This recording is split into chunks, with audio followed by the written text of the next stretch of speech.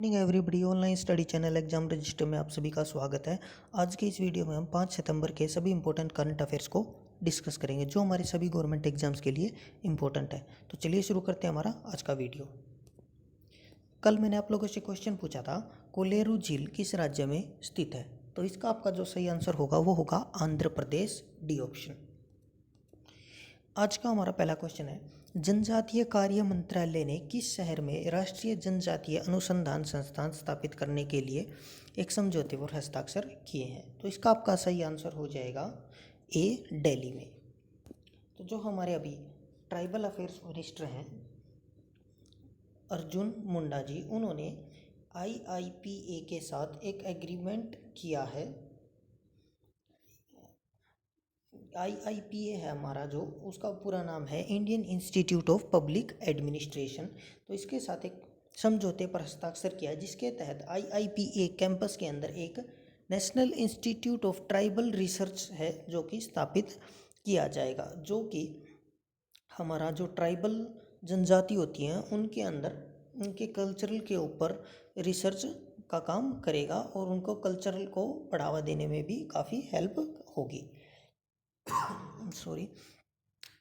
अगला क्वेश्चन है, इंदिरा भारत और किस देश के बीच में एक युद्ध अभ्यास है? तो इसका आपका सही आंसर हो जाएगा सी, यानी कि रूस। तो इंदिरा जो कि भारत और रूस के बीच में एक सैन्य अभ्यास होता है, उसी का नाम इंदिरा है।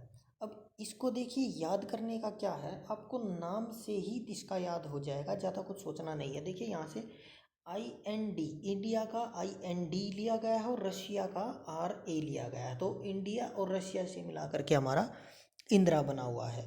तो इससे आप याद कर सकते हैं कि भी जो इंदिरा है वो हमारा इंडिया और रशिया के बीच में एक अभ्यास है।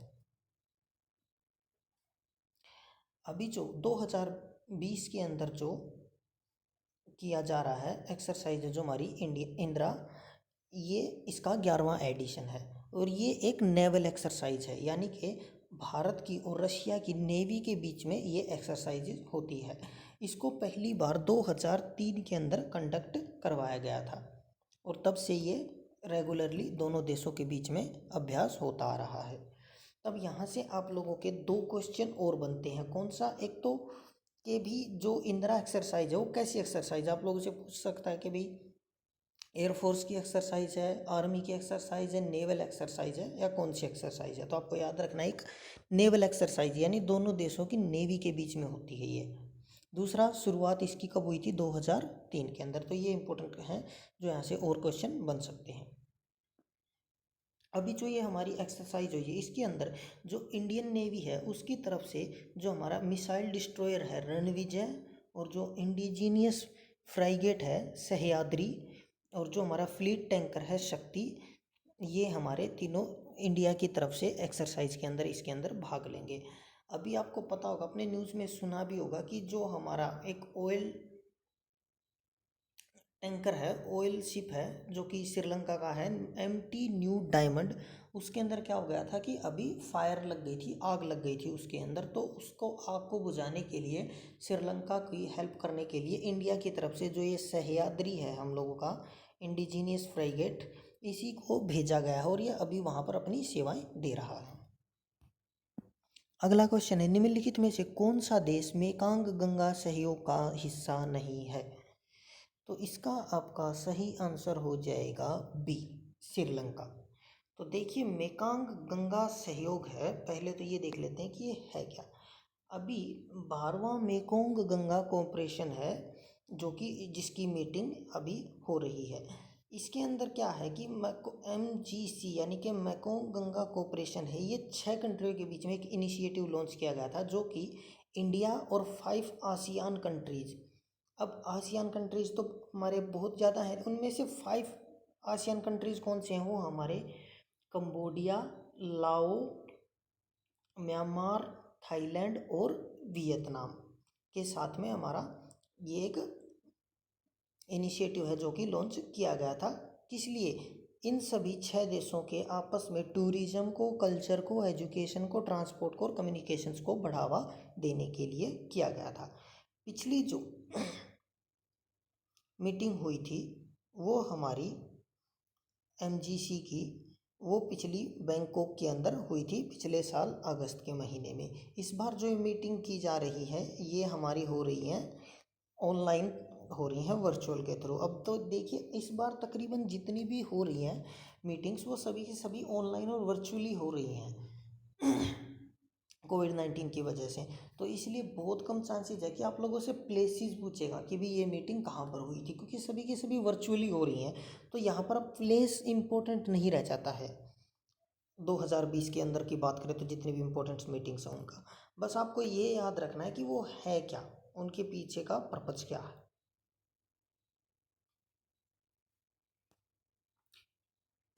अगला क्वेश्चन है 2020 का G20 का मेज़बान कौन सा देश है। तो 2020 का होस्ट कौन था आपको ये बताना है। इसका आपका सही आंसर हो जाएगा डी, सऊदी अरबिया। तो अभी जो 2020 की जो मीटिंग हुई है G20 देशों की, उसकी जो होस्ट था वो था हमारा सऊदी अरबिया। अभी जो हमारे यहाँ पर अभी जो G20 देशों हैं उनके विदेश मंत्री हैं, जो फॉरेन मिनिस्टर्स हैं, उनकी मीटिंग हुई थी, जिसके अंदर भारत की तरफ से जो हमारे फॉरेन मिनिस्टर हैं जो कि डॉक्टर जयशंकर हैं, जयशंकर प्रसाद, उन्होंने इंडिया की तरफ से इसके अंदर भाग लिया गया था। इसकी जो अध्यक्षता थी वो सऊदी अरब की तरफ से, जो सऊदी अरब के विदेश मामलों के मंत्री हैं प्रिंस फैजल बिन फरहान अल सऊद, उन्होंने इसकी अध्यक्षता की थी। बात की जाए तो G20 देशों की, तो देखिए G20 देशों को याद करने का बहुत ही इजी तरीका लेकर के आया हूँ आपको। यहाँ पर एक से ज़्यादा आपको एक बार में याद हो जाएंगे। आप ये देखिए, आप यहाँ पर स्क्रीन के अंदर देख सकते हैं। देखिए सबसे पहले आपको जो इम्पोर्टेंट देखना वो आपका G7 कंट्रीज़ कौन से हैं। ये देखिए G7 कंट्रीज़ आपके अंदर दिखा रखे हैं, Germany, UK, France, Canada, US, Italy और जापान। अगर आपको G7 कंट्रीज़ याद हैं तो आपको G8 के लिए इसके अंदर सिर्फ रशिया को ऐड करना है। यानी अगर G7 कंट्रीज़ के अंदर रशिया को और मिला दूं तो हमारा G8 ग्रुप ऑफ 8 कंट्रीज़ का ग्रुप बन जाएगा, हमारा G8 बन जाएगा। और अगर उन्हीं G8 के अंदर अगर मैं हमारे जो ये 12 कंट्रीज़ हैं, Turkey, European union, Argentina, Brazil, south Korea, Mexico, China, Indonesia, Saudi Arabia, Australia, India और अफ्रीका, इनको और अगर मिला देता हूँ तो ये हमारा कंप्लीट बन जाता है G20 ग्रुप। तो याद रखिएगा, काफ़ी बार पूछता है G7, G8 और G20 के बारे में। तो आपको डायग्राम से यहाँ से बिल्कुल क्लियर हो गया होगा कि कौन कौन से और कैसे कंट्रीज़ बनते हैं। G7 की बात करूँ तो सिर्फ ये 7 कंट्रीज़, 8 के अंदर इसमें रशिया हो जाता है और 20 के अंदर ये सभी के सभी आ जाते हैं। तो याद रखिएगा, अगर G20 की बात करूँ तो G20 का हिस्सा G7 भी है और G8 के कंट्रीज भी हैं, इनको मिला करके G20 बना है हमारा।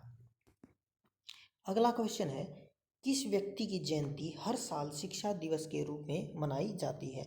तो इसका जो आपका सही आंसर हो जाएगा वो होगा सी, डॉक्टर सर्वपल्ली राधाकृष्णन। देखिए जो हमारा जो नेशनल टीचर्स डे होता है वो हमारा, जो हमारे पूर्व प्रधानमंत्री हैं और एक बहुत ही हमारे ग्रेट महान शिक्षक रहे हैं डॉक्टर सर्वपल्ली राधाकृष्णन जी, उनकी बर्थ एनिवर्सरी जो कि जन्म दिवस है, उनके रूप में उनके जन्म दिवस को जो हमारा नेशनल टीचर्स डे, राष्ट्रीय शिक्षक दिवस के रूप में मनाया जाता है इसको। और इसी दिन जो हमारे प्रेसिडेंट हैं वो हमारे जो नेशनल अवार्ड्स होते हैं टीचर्स को जो दिए जाते हैं वो हमारे दिए जाते हैं इसी दिन। तो यानी कि आज जो हमारे प्रेसिडेंट हैं वो जो भी टीचर्स हैं हमारे जिन्होंने टीचिंग के क्षेत्र में एक्सीलेंट वर्क किया है उनको नेशनल अवार्ड्स ऑफ टीचर्स का अवार्ड देंगे। अगर बात की जाए वर्ल्ड टीचर्स डे की, तो देखिए जो वर्ल्ड टीचर्स डे है वो हमारा 5 अक्टूबर को मनाया जाता है हर साल। याद रखिएगा, कंफ्यूज मत होइएगा, नेशनल टीचर्स डे है वो हमारा 5 सितंबर को मनाया जाता है यानी कि आज के दिन। और वर्ल्ड टीचर्स डे है जो वो हमारा 5 अक्टूबर को मनाया जाता है। वर्ल्ड टीचर्स डे है ये हमारा 1994 में शुरू किया गया था और तब से प्रत्येक वर्ष 5 अक्टूबर को मनाया जाता है। अगला क्वेश्चन है, किस देश ने ब्रिक्स देशों के सांस्कृतिक मंत्रियों की सांस्कृतिक बैठक की मेजबानी की। तो इसका जो आपका सही आंसर होगा वो होगा ए, रूस, रशिया। तो देखिए अभी जो हमारा इस वर्ष जो union ministers of state of culture and tourism थे, श्री प्रहलाद सिंह पटेल जी, उन्होंने इस समिट को जो है अटेंड किया था इंडिया की तरफ से, जो कि 5वीं समिट थी हमारी ब्रिक्स की कल्चरल मिनिस्टर्स की, जो कि 3 तारीख को कंडक्ट करवाई गई थी। अभी इसकी जो चेयरपर्सन थे, चेयरमैनशिप थी, वो हमारे रशिया थे, यानी कि रशिया की अध्यक्षता के अंदर ये बैठक करवाई गई है इसके अंदर।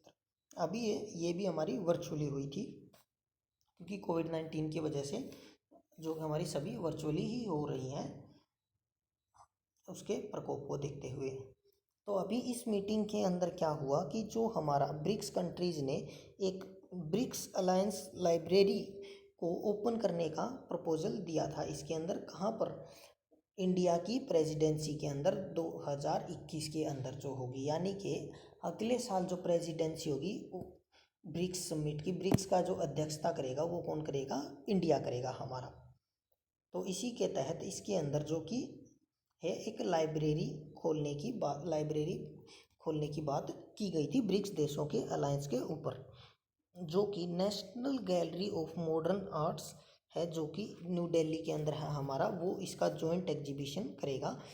टाइटल क्या होगा, वो हमारा टाइटल होगा bonding regions and imaging culture synergies. इस टाइटल के तहत जो हमारा वो उसको होस्ट करेगा। याद रखिएगा, आप इसको टाइटल बोल सकते हैं या फिर इसको थीम भी बोल सकते हैं। आपसे पूछ सकता है कि भी थीम क्या होगी उसकी, तो हो जाएगी हमारी bonding regions and imaging cultural synergies. अब यहाँ पर बात आती है कि ब्रिक्स की जो समिट होती है वो कौन कौन से कंट्रीज ने कब कब समिट की है, ये कैसे याद होगा आप लोगों को, भी पिछली किसने की थी, अगली वाली किसने होगी। तो देखिए इसके लिए ज़्यादा सोचने की ज़रूरत नहीं है, क्योंकि इसका एक हमारा फिक्स सा पैटर्न होता है। ब्रिक्स, जो आप सिर्फ नाम याद रखिएगा, ब्रिक्स BRICS। अब जो हमारी समिट होती है वो सभी की सभी समिट इसी सीक्वेंस में चलती है, नेम के सीक्वेंस के अंदर हर साल। यानी कि पहले ब्राज़ील है तो उसके अगले साल रशिया करेगा, आई से इंडिया करेगा, उसके अगले साल फिर चाइना करेगा, फिर साउथ अफ्रीका करेगा, और फिर से अगले साल फिर ब्राज़ील करेगा। यानी कि हमेशा सीक्वेंस के अंदर चलती रहती है।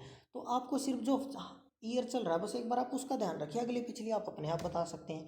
जैसे इस साल की रशिया कर रहा है, तो जाहिर सी बात है पिछले साल की किसने की होगी, रशिया से पहले कौन आता है, ब्राज़ील आता है। वापस चलूँगा तो पीछे की साइड अगला कौन आएगा, अगले साल की बात करूँगा तो 2021 की इंडिया आता है, आर के बाद आई आता, तो यानी इंडिया करेगा।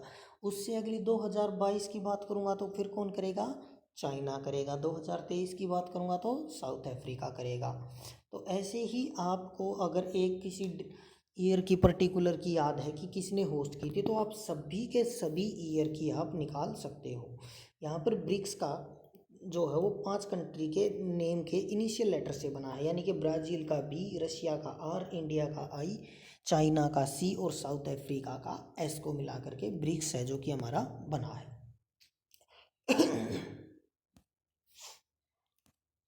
अगला क्वेश्चन है, किस राज्य सरकार ने स्वयं योजना शुरू की है।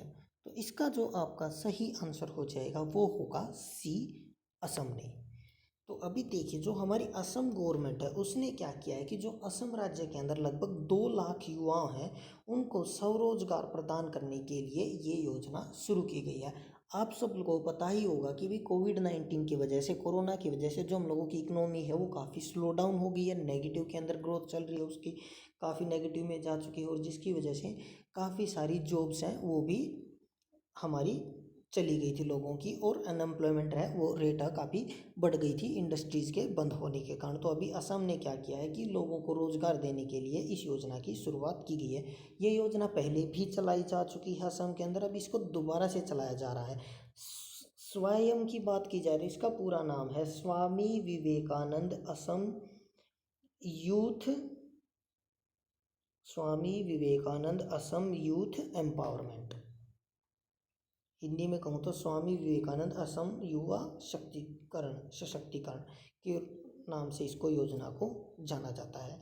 अब इस योजना के अंदर क्या किया जाएगा, इस योजना के अंदर कुछ युवाओं की पहचान की जाएगी, लगभग 2 लाख युवाओं की पहचान की जाएगी, जिन्हें अपना खुद का बिजनेस स्टार्ट करने के लिए, स्टार्टअप के लिए 50,000 रुपये प्रत्येक व्यक्ति को दिए जाएंगे, ताकि वो अपना खुद का रोजगार स्टार्ट कर सके। अब खुद का कोई व्यक्ति रोजगार स्टार्ट करेगा तो कुछ भी बिजनेस खोलेगा तो जाहिर सी बात है उसको कुछ और बंदों की भी जरूरत होगी, तो वो अपने और भी बंदे लगाएगा उसके नीचे, तो यानी कि इनडायरेक्टली और लोगों को भी रोजगार मिलेगा इनको, अगर ये बिजनेस स्टार्ट करते हैं। तो इससे क्या होगा कि जो अनएम्प्लॉयमेंट है वो थोड़ी ही कम हो जाएगी। तो काफ़ी अच्छा इनिशिएटिव है। इस योजना के लिए लगभग 1,000 करोड़ रुपए का जो है फंड इसके लिए जारी किया गया है, और ये बिना किसी बैंकिंग लिंक के द्वारा दिया जाएगा, यानी इसके अंदर बैंक का कोई रोल नहीं होगा लोन वगैरह का, ये गवर्नमेंट से डायरेक्ट ट्रांसफ़र किए जाएंगे, इन लोगों को डायरेक्ट दिए जाएंगे। लगभग 2 लाख व्यक्तियों को ये है जो कि दिए जाएंगे। इसको एक जो कि पोर्टल लॉन्च किया गया है, इस पोर्टल पर आप 16 सितंबर तक अपना पंजीकरण करवा सकते हैं, जो भी असम का नागरिक है, यानी कि जो भी असम का डोमिसाइल रखता है वो सभी करवा सकते हैं इसको। अगला क्वेश्चन है, इटली में भारत का नया राजदूत किसे नियुक्त किया गया है? तो इसका आपका जो सही आंसर हो जाएगा वो होगा बी, नीना मल्होत्रा को। तो अभी जो नीना मल्होत्रा हैं उनको भारत के राजदूत के रूप में इटली के अंदर नियुक्त किया गया, यानी इटली के अंदर भारत की नई एम्बेसडर होंगी जो कि नीना मल्होत्रा हैं। बात की जाए तो देखिए जो हमारे यहाँ पर ऑप्शन दिए गए इनकी बात की जाए तो जो तरनजीत सिंह संधू हैं वो हमारे यूएसए अमेरिका के अंदर जो हमारे एम्बेसडर हैं, यानी कि इंडिया के एम्बेसडर हैं अमेरिका के अंदर, वो हैं तरनजीत सिंह संधू। और जो पवन कपूर हैं वो हमारे इंडिया के यूएई के अंदर, यानी कि यूनाइटेड अरब एमिरेट्स के अंदर जो हैं वो यूएई के अंदर एम्बेसडर हैं हमारे इंडिया के। तो याद रखिएगा यहाँ पर आप लोगों को 2 और क्वेश्चन हैं जिनके आपको आंसर मिल चुके हैं, और ये दोनों के दोनों अपॉइंटमेंट अभी रिसेंटली की गई थी, तो आपको इनके भी पूछने के चांसेस हैं, तो याद रखिएगा। तरनजीत सिंह संधू अमेरिका के अंदर हैं और पवन कपूर यूएई के अंदर हैं। जो नीना मल्होत्रा हैं वो हमारी 1992 बैच की आईएफएस ऑफिसर हैं, यानी कि इंडियन फॉरेन सर्विसेज की ऑफिसर हैं एक। अभी फ़िलहाल ये हैं जो ये हमारे मिनिस्ट्री के अंदर ही, इस मिनिस्ट्री के अंदर एडिशनल सेक्रेटरी की पोस्ट पर कार्य कर रही हैं। अगला क्वेश्चन है, किस कंपनी ने scores 11 sports fantasy app launch किया है? तो इसका जो आपका सही आंसर हो जाएगा वो होगा डी, टॉयम इंडस्ट्रीज ने। तो अभी टॉयम इंडस्ट्रीज ने स्कोर्स 11 नाम से एक स्पोर्ट्स फैंटेसी ऐप को लॉन्च किया है।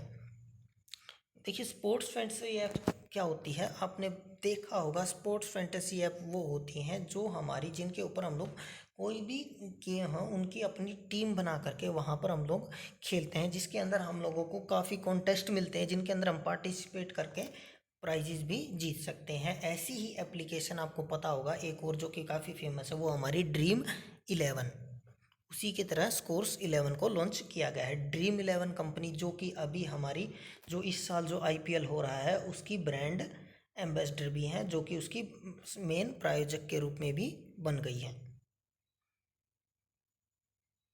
आज का हमारा क्वेश्चन ऑफ द डे है, बांदीपुर राष्ट्रीय उद्यान किस राज्य में स्थित है?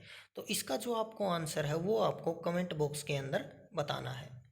अगर आपको, तो आज के लिए बस इतना ही। अगर आपको वीडियो अच्छा लगा तो चैनल को लाइक करें, शेयर करें, और वीडियो को जितना ज़्यादा से ज़्यादा हो सके शेयर करें, और चैनल को सब्सक्राइब करें, और हमारी लेटेस्ट वीडियो से जुड़े रहने के लिए बेल आइकन को दबा करके ऑल नोटिफिकेशन को सिलेक्ट करें, ताकि आपको वीडियो डलते ही नोटिफिकेशन मिल जाए और आप जो वैल्यूएबल इन्फॉर्मेशन है उसको फ्री ऑफ कॉस्ट एक्सेस कर सकें। तो आज के लिए बस इतना ही, मिलते हैं कल की वीडियो के अंदर। तब तक के लिए पढ़ते रहिए, मेहनत करते रहिए। धन्यवाद।